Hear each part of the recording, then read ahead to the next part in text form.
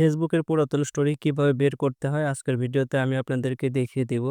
সর্বপ্রথম আপনারা চলে যাবেন ফেসবুক যে অফিসিয়াল অ্যাপসটি রয়েছে সেখানে।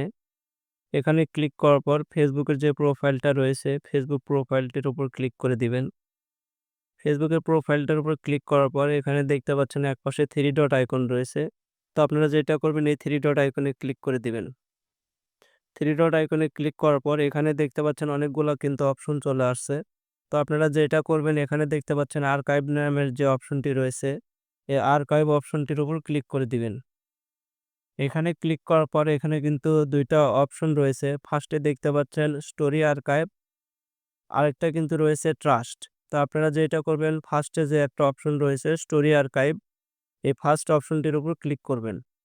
এটাতে ক্লিক করার পর এখানে দেখতে পাচ্ছেন আপনার ফেসবুকে এত যাবৎকালে যে স্টোরিগুলা দিয়েছেন, সেই স্টোরিগুলা কিন্তু এখান থেকে দেখতে পারবেন। সো ভিডিওটা যদি ভালো লাগে অবশ্যই আমার ফেসবুক পেজটিকে ফলো করবেন এবং যারা আমার ইউটিউব থেকে দেখছেন অবশ্যই সাবস্ক্রাইব করে সাথে থাকবেন। ধন্যবাদ সবাইকে।